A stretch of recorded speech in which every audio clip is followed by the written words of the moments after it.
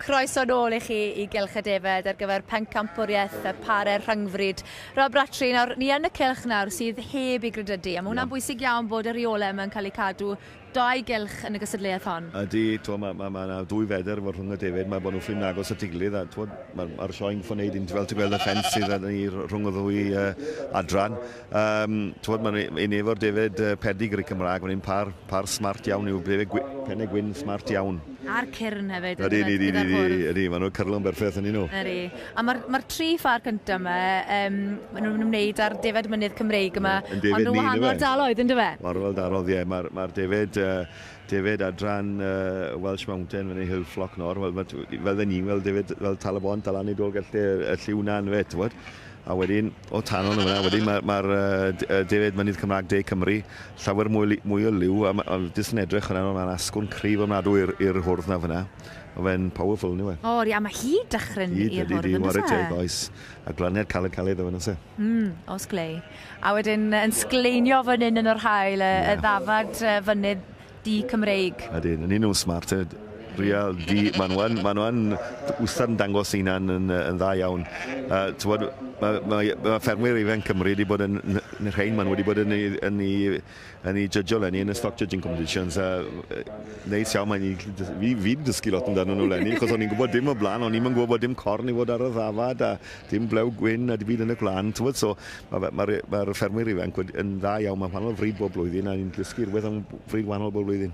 A dyna beth sy'n am y brydiau mynydd, mae'n rinweddau bryd pendant iawn, fel os o'n i symud ymlaen nawr at y Tor-ddu a'r Tor-wen.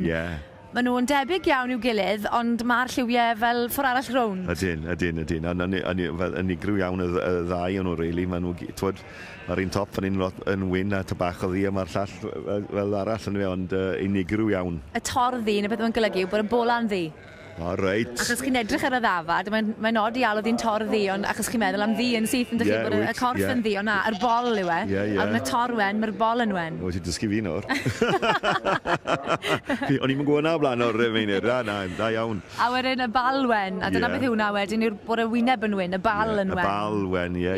Wel, dyle ti mynd i'r gwybod am tirna, dyle ti? Ambell un dan I gytre. Ie. Na, smart iawn. A'r peder hosan wen a'r hanner cynffon wen. Ie, rhywbeth neis iawn. Ie.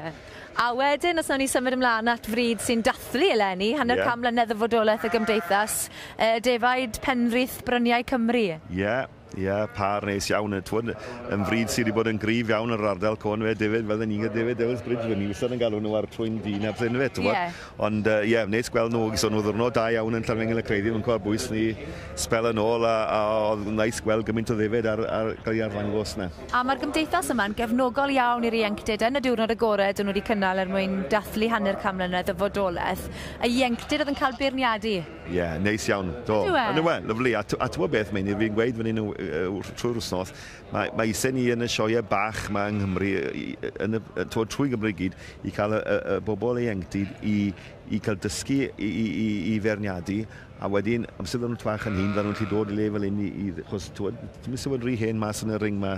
Na, mae'n amser hir fy mas ma.